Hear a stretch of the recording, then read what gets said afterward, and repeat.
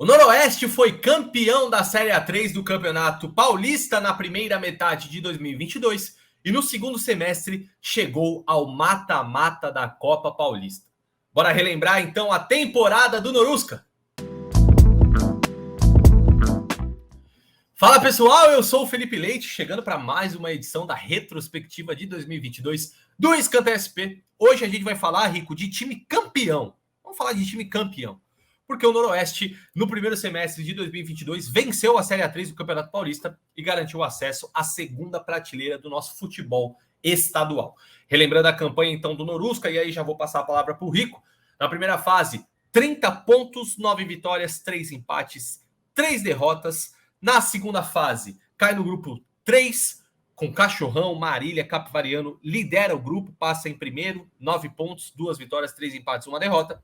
E aí nas semis, perde o primeiro jogo do Cachorrão, 2-0, fica numa situação complicada, volta ao placar no Alfredo de Castilho, 2-0, avança pela igualdade dos resultados, por ter a vantagem merecida, e aí, já com acesso garantido, vence o primeiro jogo por 2-1, empata 2-2 no Palma Travassos, 2 jogos com muita emoção, Rico, com gol no último minuto, teve de tudo. A campanha do Norusca na Série A3 foi heróica, eu diria. E você?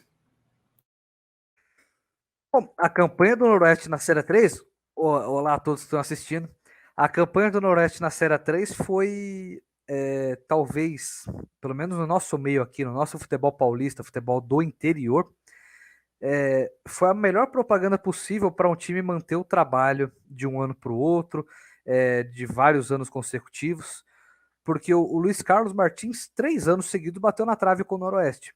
Não subiu em 2020, não subiu em 2021, esse ano subiu, e em nenhum desses momentos, eu diria que esse ano o Noroeste não foi dominante em momento algum. O Noroeste não foi como a Portuguesa na 2, que a Portuguesa voou na primeira fase e parecia que na 2 era só confirmar o acesso em potencial com o título. O Noroeste, em momento algum, foi tão dominante assim na Série 3. Só que era um time que a gente sempre apontava pelo elenco e pelo trabalho do Luiz Carlos Martins como um dos favoritos a subir. O Noroeste tem jogador, para mim era o melhor elenco em nome. Para mim o Noroeste tinha o melhor elenco em nome. Desde o começo já teve o Guilherme Teixeira, que para mim é um zagueiro que ele estar numa Série A3, agora numa 2, ok, mas ele estar numa Série A3 para mim era muito deslocado. Ele é um cara que, assim, se eu fosse diretor de um time da Série B e o orçamento é baixo, eu preciso de um zagueiro, eu vou atrás dele. Ele teve uma dupla muito à altura com o Felipe Costa, aquele meio campo com pelo menos aí uns 5 candidatos para 3 vagas, com destaque para o Blade, que foi premiado no nosso troféu Escanteio SP. A gente nem sabia que posição colocar o Blade depois de eleito, porque a gente poderia ter colocado o Blade como lateral direito, como volante, como zagueiro, como nada, né? Deixar a posição em branco. No fim ele foi eleito, se não me engano, foi como volante.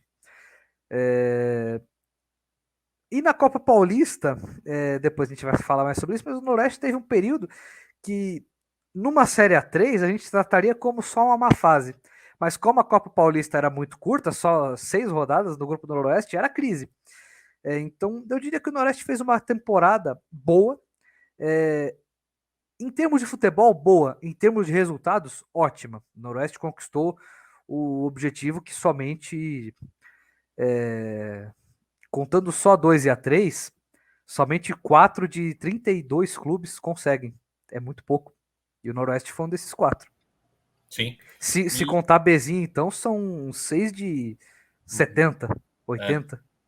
E assim, só para justificar o uso do heróico que eu fiz. A campanha na 3... Não, sem dúvida, sem dúvida. Eu acabei ignorando o jogo da semifinal, sem dúvida.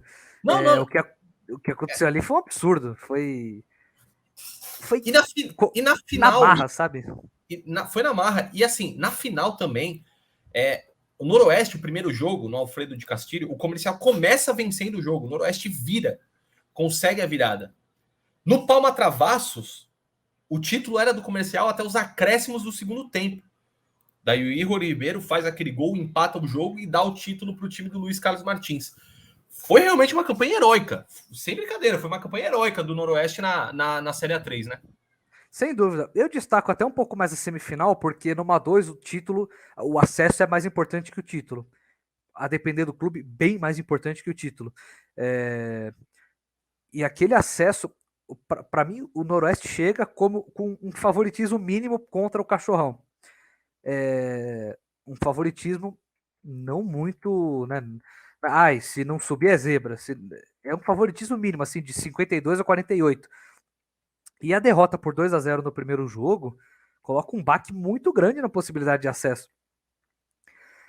Porque, pensa, é, é como se fosse um jogo de 180 minutos e o Noroeste tem um tempo para virar. A chance naquela volta do Noroeste não subir era enorme. E na final tem o destaque. E sem contar que os 2 gols foram no segundo tempo. Então o Noroeste teve 45 minutos para virar um jogo de 270.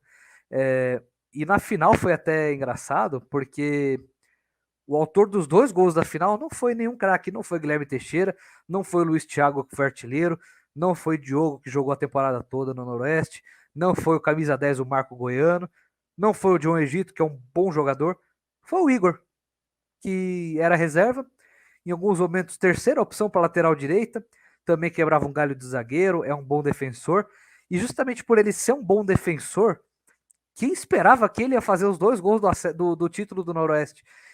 Sabe, eu não sei se chegou a ter isso aberto em casa de aposta, em site de aposta, mas o cara que apostou em 2 gols dele tá bilionário.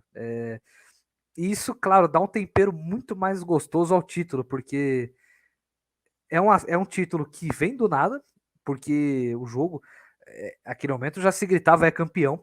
É um título que vem de repente e de um jogador que não se esperava. Acho que nem ele esperava fazer 2 gols e dar o título pro Noroeste.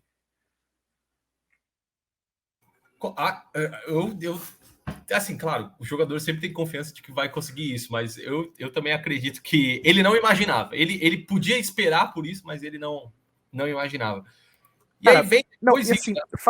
fazer um gol do título, ok.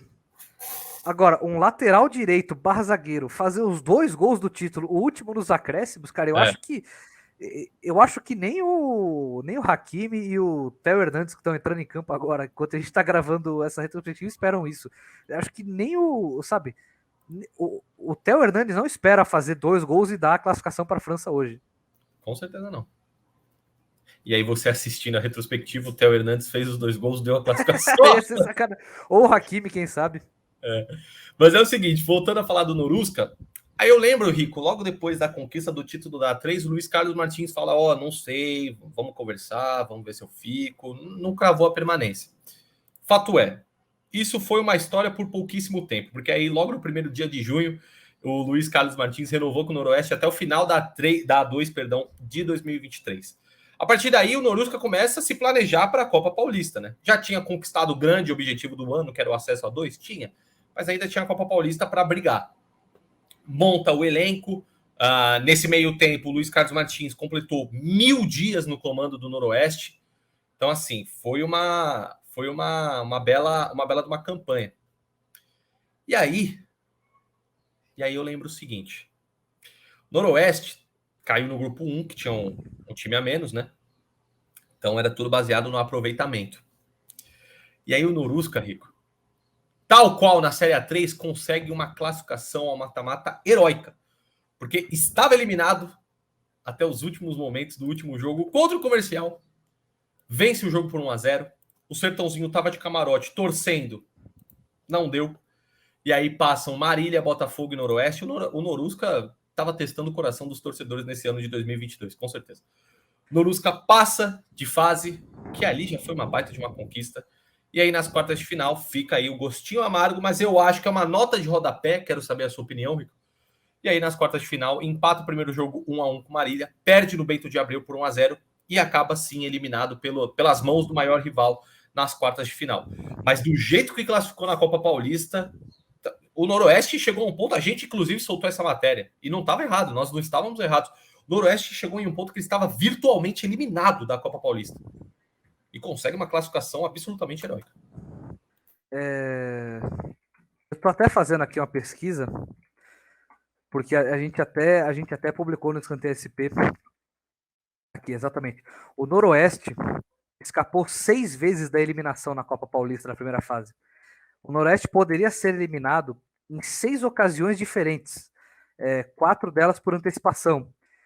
O Noroeste precisava ganhar todos os seus jogos e torcer para que os adversários não pontuassem nenhuma vez. Se o Primavera fizesse um pontinho, um único ponto em 3 rodadas, na verdade o Primavera não podia, o Primavera e São Bento não podiam ganhar os jogos.